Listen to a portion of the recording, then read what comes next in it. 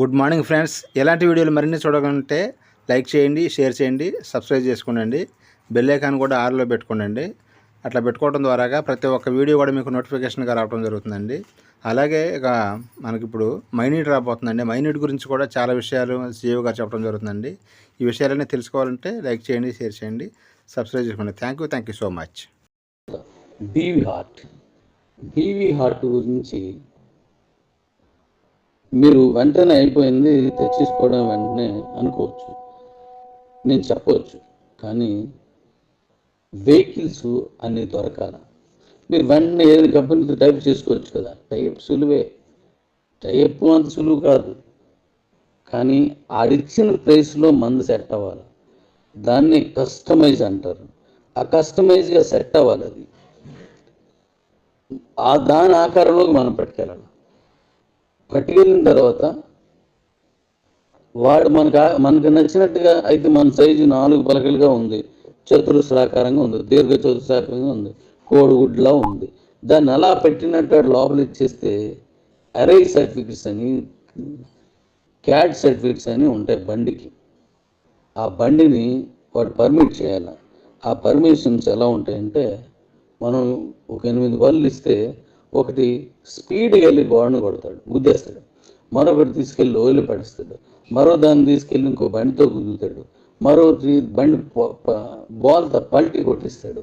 ఇలా రకరకాలుగా బరువు లేకుండా ఎలాగని ఆయన ట్రయల్స్ చేసి ఆ ట్రయల్ అన్నింటికి నిలబడితేనే దానికి పర్మిషన్ ఇస్తాడు. ఇది 2 ఏళ్ల ప్రక్రియ. కనీసం 8 బళ్ళు ఇవ్వాలి ఆడికి. ఇదంతా అంత సింపుల్గా వచ్చేది. ఒక్కసారి చిన్నది మారిస్తే ఆర్టీఓ ఒప్పుకోడు. అంటే ఆ బండి తాలూకు మోడల్ అంతా ఆర్టీఓకి వెళ్తుంది. ఆ ఆర్టీఓడు మనం ఏమనుకుంటాం, చాసీ నెంబరును బండి తాలూకు నెంబరు చూస్తాడు. కంపెనీ చూసేసి ఇది మారుతి, ఇది మహేంద్ర, ఇది టీవీఎస్ అని ఇచ్చేస్తాను అనుకుంటాం. కాదు, దాంట్లో బండి మోడల్ అండ్ మ్యానుఫ్యాక్చరింగ్ స్పెసిఫికేషన్స్ ఇస్తాడు. ఆడి దగ్గర ఉంటాయి. అవి కరెక్ట్గా ఉన్నాయా, మనమేనే మార్చామా అని చూస్తాడు. ఆ తర్వాత చేస్తాడు. అందుకే మీరు ఏదైనా బండి కొన్నప్పుడు ఏదైనా మోడిఫికేషన్ చేస్తాను బండికి అంటే ఆఫ్టర్ రిజిస్ట్రేషన్ చేయండి. రిజిస్ట్రేషన్ అవ్వకుండా, రిజిస్ట్రేషన్ నెంబర్ లేకుండా మోడిఫై చేయకండి. ఎందుకంటే అడో కొట్టి పారిమాటాడు అవుతుంది. అది అంత కఠినంగా ఉంటాయి. కాబట్టి ఇప్పుడు ఏదో కంపెనీని పట్టుకొని ఆ కంపెనీలోకి వెళ్ళి నా సిస్టమ్ పెట్టేస్తాను అంటే కుదరదు. మన సిస్టమ్ దాని తాలూకా స్పేస్, ఆ మధ్యలో ఉన్న ప్లేస్ ఉంది కదా, దాని ఆకారంలోకి వెళ్ళాలి.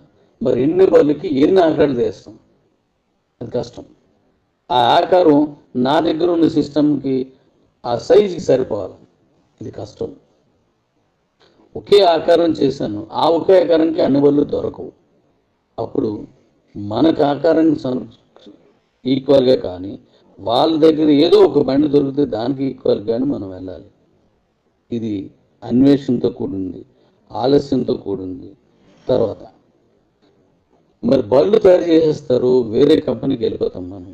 కానీ మన సిస్టమ్ ఏంటి?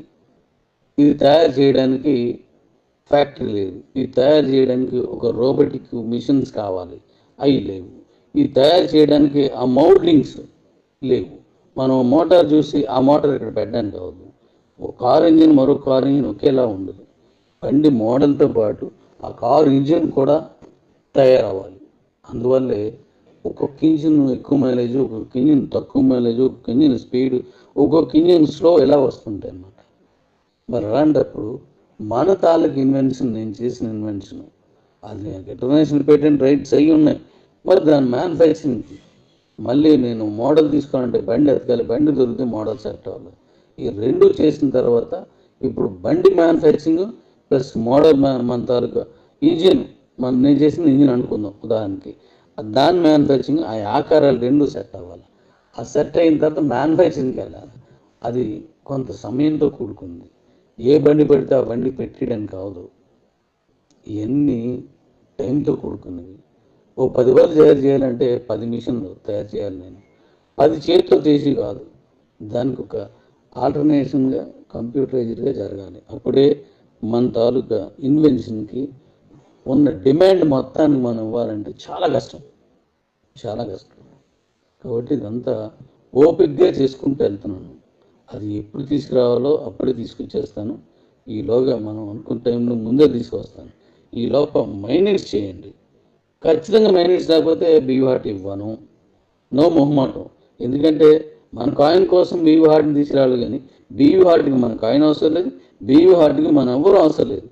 అది బండి తయారు చేసి ఎవరు తీసుకొచ్చినా, మనం కాదు వేరే కంపెనీ వాడు తీసుకొచ్చినా ఆ బండి అయిపోతుంది. కానీ మన కంపెనీ కోసం పెట్టవద్దు.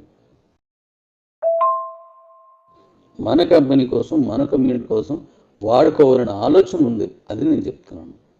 ఇక్కడే పెట్టాల్సిన అవసరం నేను తయారు చేసిన దానికి అవసరం లేదు. అది ఎక్కడున్నాయి పెద్ద. కానీ ఇక్కడ పెడితే మన కమ్యూనిటీకి మేలు జరుగుతుంది అనే స్వార్థంతో నేను దీనికి లింక్ చేస్తాను. కాబట్టి మైనీడ్స్లో ఉండి తీరాలి, మైనీడ్స్ వాడి తీరాలి. నెక్స్ట్ మనం ఇప్పుడు ఓటీటీకి వెళ్తున్నాం అంటే యూటీఆర్, దాంట్లో కూడా మనం వెళ్తే కాయిన్ తగ్గుతుంది, ఇక్కడ బర్నింగ్ ఎక్కువ అవుతుంది.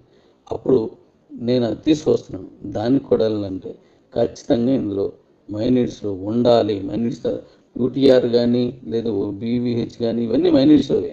ఆ మైనీడ్స్లో వాడకాలు జరుగుతున్న వాళ్ళకి, ఎక్కువ వాడుతున్న వాళ్ళకే ప్రయారిటీ ఇద్దాం మనం. ఎందుకంటే ఆ ఎక్కువ వాడుతున్నంటే అర్థం నీ కాయిన్ అక్కడ ఖర్చు అవుతుంది. మరి మనకు మేలు చేస్తున్న వాడికి మనం ఇవ్వాలి, కానీ మనకు మేలు చేయలేని వాడి కోసం మనం ఇవ్వాల్సిన అవసరం లేదు. అలాగే ప్రయారిటీ బేస్ కూడా ముందు వచ్చిన వాళ్ళు ఎంతమంది, మైనీడ్స్ డిసిషన్ చేసుకుని యాక్టివేషన్ చేసుకుని ఎంతమంది, ఫస్ట్ ప్రయారిటీ. 2, వాళ్ళలో ఎక్కువ ఎవరు ఆడుతున్నారు, అక్కడ మళ్ళీ ఫస్ట్ ప్రయారిటీ. రేపు ఇప్పుడు యూటీఆర్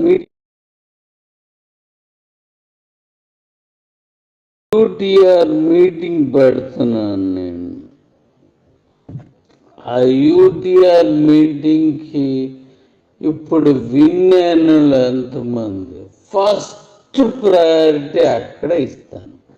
నో డౌట్ అడా, నో డౌట్. అవతలోడు భీముడైనా రాముడైనా ఎవడైనా అనవసరం.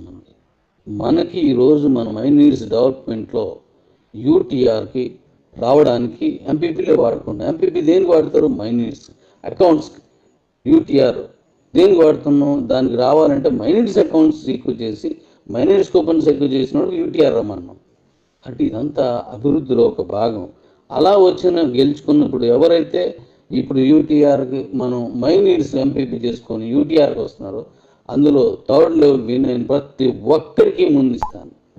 No doubt. దానికున్న డిమాండ్ని బట్టి అది నా కంపెనీలో తయారయ్యేది, అది నా కంపెనీ కాకుండా బయట తయారయ్యేది అనుకో నా చేతుల్లో ఉండదు.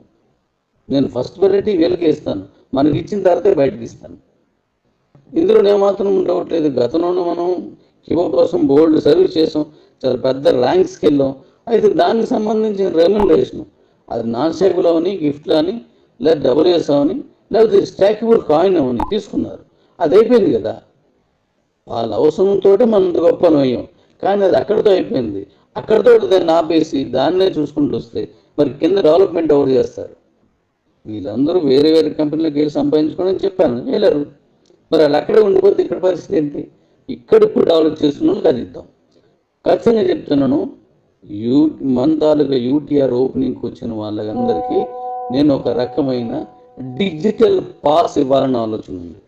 Digital pass. ఆ డిజిటల్ పాస్ తీసుకున్న వాళ్ళకి మాత్రమే నేను దీన్ని ఇస్తున్నాను. ఫస్ట్ బండి ఇచ్చింది వాళ్ళకే. నేను అక్కడికి వచ్చిన వాళ్ళందరికీ అది క్లియర్గా ఇస్తాను. అది సెకండ్లో వచ్చిన వాళ్ళు ఏంటి అనేది నెక్స్ట్ సెకండ్ చాయిస్. తర్వాత ఫస్ట్లో వచ్చిన వాడికి థర్డ్ చాయిస్. థర్డ్లో వచ్చిన వాడికి ఇప్పుడు హై ర్యాంక్ ఆడే కాబట్టి ఫస్ట్ చాయిస్. అలాగే ఇస్తాను. దానికి బళ్ళు తయారు చేయడానికి నేను చాలా తీసుకున్నాను. నేను చాలా వర్క్ చేస్తున్నాను. ఇది మనం ఒక దగ్గర కూర్చొని ఒకసారి పట్టుకొని ఇలా చేస్తే అవి వద్దు, అలా చేస్తే అయిపోద్దని నేనంటే అవ్వదు. నేను అలాగంటే అవ్వదు. నేను పని చేయాలి దానికి. ఏ కంపెనీ, ఇప్పుడున్న కంపెనీలో ఎవరు బళ్ళు తయారు చేయలేరు. అంటే మనకు కావాల్సినట్టు చేస్తే అది పర్మిషన్ పనికిరాదు. ఈ ఎన్ని ప్రాబ్లమ్స్ ఉంటాయి. కాబట్టి అర్థం చేసుకోండి. ఇప్పుడు యూటీఆర్ ఓపెనింగ్కి వచ్చిన వాళ్ళకే ఫస్ట్ నేను డిజిటల్ పాస్ ఇస్తున్నాను, బండి పాస్. అది మీరు తీసుకున్న పర్లేదు. ఆ పాస్ని ఎవరికైనా అమ్మేసుకున్నట్టే మీరు అమ్మేసుకోవచ్చు. మీరు ఆ పాస్ తీసుకొచ్చి మీరు తీసుకొస్తేనే, ఆ పాస్ తీసుకొస్తే నేను బండి ఇచ్చేస్తాను. ఎందుకంటే మైనీడ్స్ అభివృద్ధే మన అన్ని కంపెనీల అభివృద్ధి. అందులో భాగం యూటీఆర్కి వస్తున్న వాళ్ళందరికీ మనం బీవీహెచ్ పాస్ ఇస్తాను. Thank you.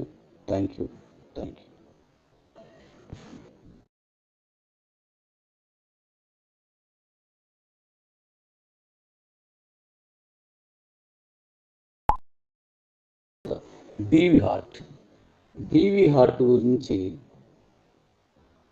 మీరు వెంటనే అయిపోయింది తెచ్చేసుకోవడం వెంటనే అనుకోవచ్చు, నేను చెప్పవచ్చు. కానీ వెహికల్స్ అనేది దొరకాల. మీరు వెంటనే ఏదైనా కంపెనీతో టైప్ చేసుకోవచ్చు కదా. టైప్ సులువే, టైప్ అంత సులువు కాదు. కానీ ఆడిచ్చిన ప్రైస్లో మందు సెట్ అవ్వాలి. దాన్ని కస్టమైజ్ అంటారు. ఆ కస్టమైజ్గా సెట్ అవ్వాలి. అది దాని ఆకారంలోకి మనం పట్టుకెళ్ళిన తర్వాత వాడు మనకు నచ్చినట్టుగా అయితే మన సైజు 4 పలకలుగా ఉంది, చతురస్రాకారంగా ఉంది, దీర్ఘ చతురస్రాకారంగా ఉంది, కోడిగుడ్లా ఉంది.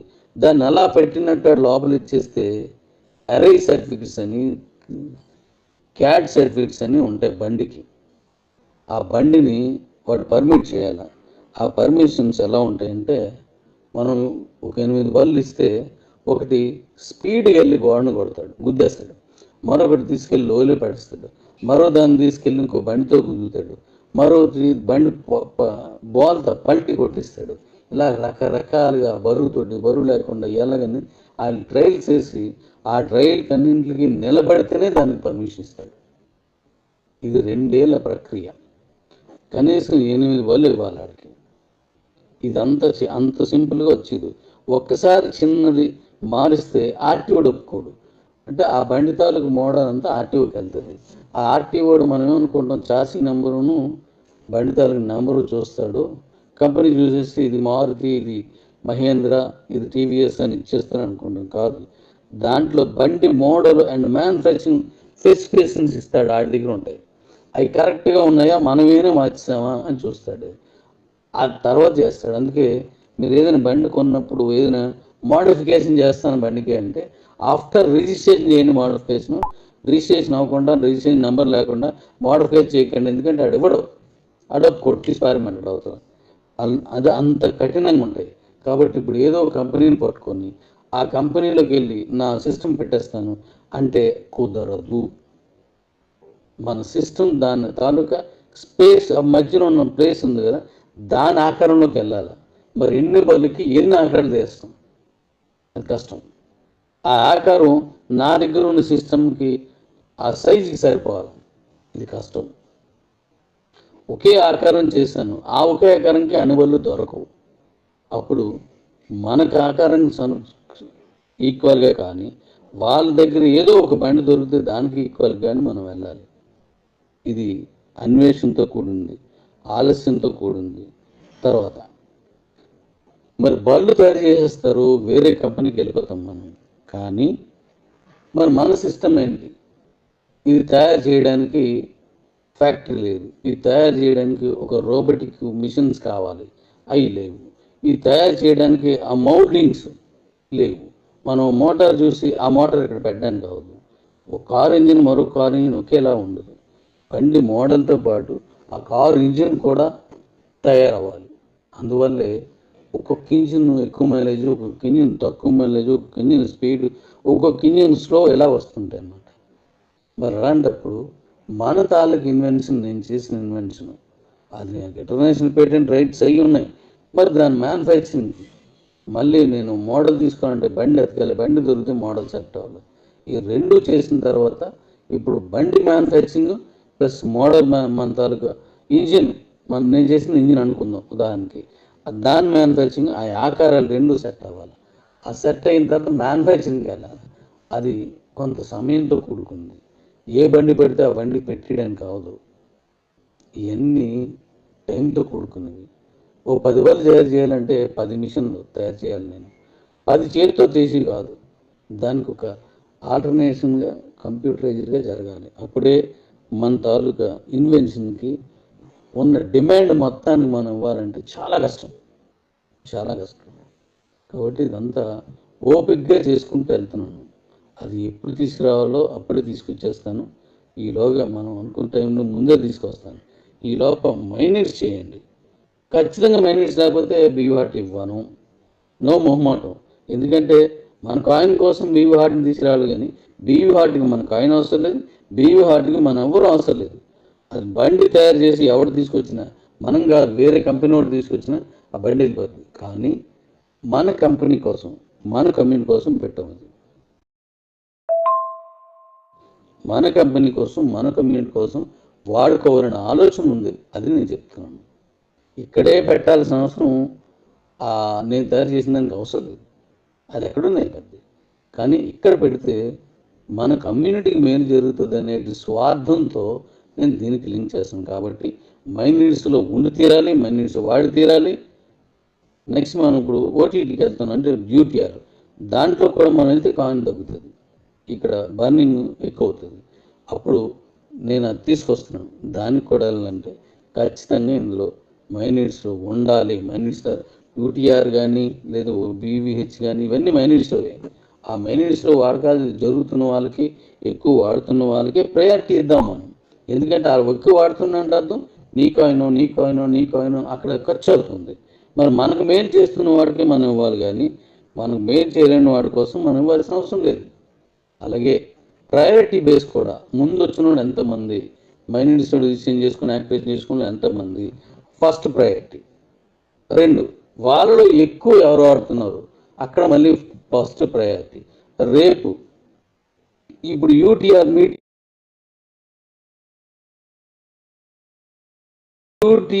మీటింగ్ పెడుతున్నాను నేను. ఆ యూటీఆర్ మీటింగ్కి ఇప్పుడు విన్నాను ఎంతమంది, ఫస్ట్ ప్రయారిటీ అక్కడ ఇస్తాను.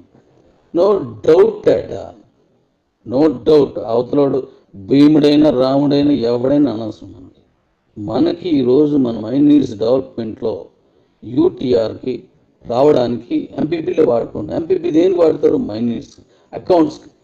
యూటీఆర్ దేనికి వాడుతున్నాం? దానికి రావాలంటే మైనీడ్స్ అకౌంట్స్ ఎక్కువ చేసి, మైనీడ్స్ కూపన్స్ ఎక్కువ చేసినప్పుడు యూటీఆర్ రమ్మన్నాం. అంటే ఇదంతా అభివృద్ధిలో ఒక భాగం. అలా వచ్చిన గెలుచుకున్నప్పుడు ఎవరైతే ఇప్పుడు యూటీఆర్కి మనం మైనీడ్స్ ఎంపీపీ చేసుకొని యూటీఆర్కి వస్తున్నారో, అందులో 3rd లెవెల్ విన్ అయిన ప్రతి ఒక్కరికి ముందు ఇస్తాను. No doubt. దానికున్న డిమాండ్ని బట్టి అది నా కంపెనీలో తయారయ్యేది, అది నా కంపెనీ కాకుండా బయట తయారయ్యేది అనుకో నా చేతిలో ఉండదు. నేను ఫస్ట్ ప్రయారిటీ వీళ్ళకి ఇస్తాను, మనకి ఇచ్చిన తర్వాతే బయటకి ఇస్తాను. ఇందులో నేను మాత్రం డౌట్ లేదు. గతంలోనే మనం కివో కోసం బోల్డ్ సర్వీస్ చేసాం, చాలా పెద్ద ర్యాంక్స్కి వెళ్ళాం. అయితే దానికి సంబంధించిన రెమ్యునరేషన్ అది నాన్ స్టాకబుల్ అవని, గిఫ్ట్లు అని, లేదా డబ్ల్యూఎస్ అవని, లేకపోతే స్టాకబుల్ కాయిన్ అవని తీసుకున్నారు. అది అయిపోయింది కదా.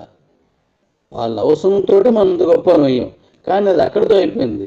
అక్కడితో దాన్ని ఆపేసి దాన్నే చూసుకుంటూ వస్తే మరి కింద డెవలప్మెంట్ ఎవరు చేస్తారు? వీళ్ళందరూ వేరే వేరే కంపెనీలకు వెళ్ళి సంపాదించుకోవడం చెప్పాను, వెళ్ళరు. మరి వాళ్ళు అక్కడే ఉండిపోతే ఇక్కడ పరిస్థితి ఏంటి? ఇక్కడ ఇప్పుడు డెవలప్ చేస్తున్న వాళ్ళకి అది ఇద్దాం.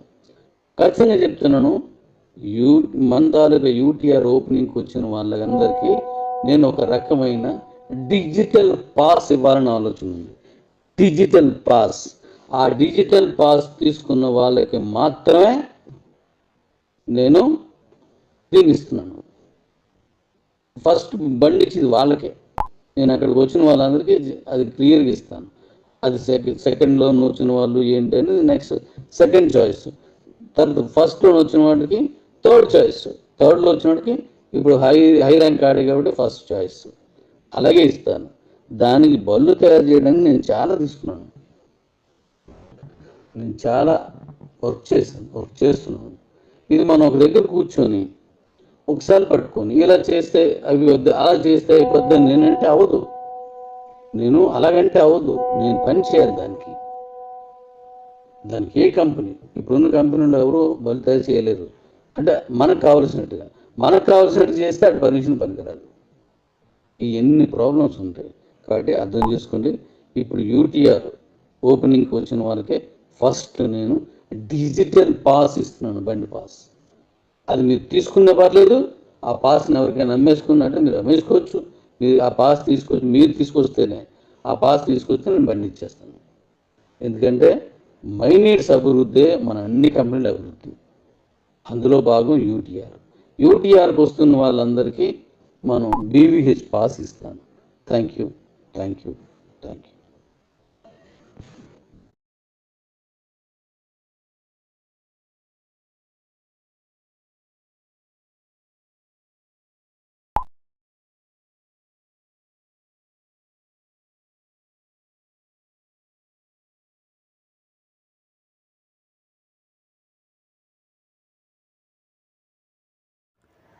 హలో వ్యూవర్స్, ఈ యొక్క వీడియోలో వచ్చేసి జెడ్పే కంపెనీకి సంబంధించిన పూర్తి వివరాలు కూడా నేను చెప్పబోతున్నానండి. ఈ యొక్క బిజినెస్ గురించి అసలు నేను మీతో ఎందుకు చెప్పాలనుకున్నానో దాని గురించి క్లారిటీగా ఎక్స్ప్లెయిన్ చేస్తాను. ఎందుకంటే ఇక్కడ మనం ఎటువంటి ఖర్చు పెట్టకుండా మనం చేసే ప్రతి పనిలో కూడా మనకైతే కమిషన్ వచ్చే ఒకే యాప్ మనకైతే ఇక్కడ జెడ్పే అండి. దీని గురించి నేను మొత్తం పూర్తిగా సింపుల్గా ఎక్స్ప్లెయిన్ చేస్తాను. మీకైతే వీడియో అనేది ఖచ్చితంగా నచ్చిద్ది అనుకుంటున్నాను. ఎందుకంటే ఇక్కడ ఈ యాప్ గురించి పర్టికులర్గా నేను ఎందుకు చెబుతున్నానో ఈ వీడియో మొత్తం మీరంటే మీకు సింపుల్గా అర్థమైంది కాబట్టి మీరైతే స్కిప్ చేయకుండా లాస్ట్ ఒక చూడండి. ఇక్కడ చూసినట్లయితే ఈ యొక్క కంపెనీ పేరు వచ్చేసి జెడ్పే అండి. ఈ యొక్క యాప్ సంబంధించిన అప్లికేషన్ మనకైతే ప్లేస్టోర్లో కూడా ఆల్రెడీ అవైలబుల్గా ఉందండి. మనం కావాలనుకుంటే దాన్ని డౌన్లోడ్ చేసుకోవచ్చు. కానీ ఇక్కడ ఈ యాప్లో మనం ఎందుకు రిజిస్ట్రేషన్ చేసుకోవాలి, దీనివల్ల మనకు బెనిఫిట్ ఏంటి అనే డౌట్ మీకు ఇప్పటికల్లా వచ్చేసిందండి. దాని గురించి మొత్తం నేనైతే ఇక్కడ సింపుల్గా చెబుతాను. ఈ యాప్ వల్ల మనందరికీ ఉన్న బెనిఫిట్ ఏమిటి దాని నుంచి కూడా నేను మొత్తం చెప్పబోతున్నానండి. ముందుగా చూసినట్లయితే ఇక్కడ ఈ యొక్క యాప్కి సంబంధించిన లింక్ అనేది మన యొక్క వీడియో కింద డిస్క్రిప్షన్లో ఇచ్చానండి. ఖచ్చితంగా మీరైతే ఆ యొక్క లింక్ మీద నొక్కిన తర్వాత మీకైతే ఇక్కడ మీ యొక్క రిజిస్ట్రేషన్ ఫామ్ అనేది ఓపెన్ అవుతుంది. చూసారు కదా, ఇక్కడ మీరు ఫస్ట్ బాక్స్లో మీ యొక్క జీమెయిల్ ఐడి, మన ఈమెయిల్ ఐడి ఎంటర్ చేసేయండి. తర్వాత మీ యొక్క పూర్తి పేరు, పాన్ కార్డులో ఏ విధంగా ఉంటుంది మీ యొక్క పూర్తి పేరు ఎంటర్ చేసేయండి. దాని తర్వాత మీ యొక్క మొబైల్ నెంబరు, మీ యొక్క పాస్వర్డ్, దాని తర్వాత ఇక్కడ చూసినట్లయితే టీ పిన్ అని ఒకటి ఉండిద్దండి, ట్రాన్సాక్షన్ పిన్ అని.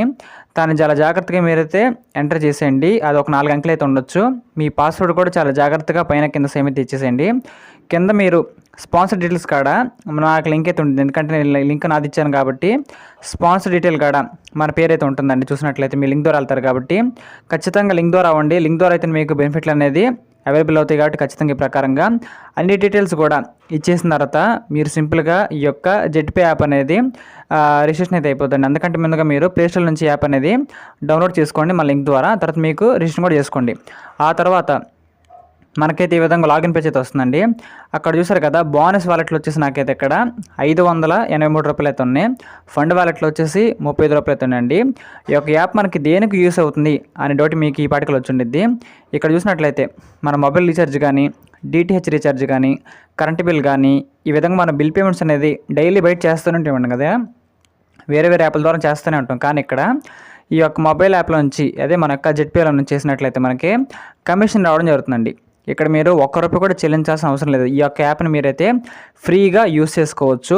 ఇలా యూస్ చేసుకొని మీ యొక్క మొబైల్ రీఛార్జ్ కానీ, కరెంట్ బిల్లులు కానీ, మీ యొక్క డిటిహెచ్ బిల్లులు కానీ మీరైతే సింపుల్గా పే కూడా చేసుకోవచ్చు అండి. ఇలా చేసుకోవడం ద్వారా మీకైతే చాలా అంటే చాలా క్యాష్ బ్యాక్ అనేది వెనక్కి రావడం జరుగుతుంది. మీ యొక్క ఖర్చులు మీకైతే ఇక్కడ ఆదాయం అనేది ఒక వింగ్లా రావడం జరుగుతుంది. కాబట్టి మీకైతే ఖచ్చితంగా ఈ యొక్క యాప్ అనేది మీ అందరికి కూడా నచ్చితే నేను కోరుకుంటున్నానండి. ముందుగా చూసినట్లయితే ఇక్కడ ఈ యొక్క యాప్లో మీరు కానీ ఫ్రీగా రిజిస్ట్రేషన్ చేసుకొని మీ యొక్క యాప్లో అన్ని సౌకర్యం మీరు వాడుకున్నట్లయితే 2% మాత్రమే మనకైతే ఇక్కడ క్యాష్ బ్యాక్ రావడం జరుగుతుందండి. అది మీకైతే వర్తిస్తుంది ఫ్రీ యూజర్స్ అందరికి కూడా.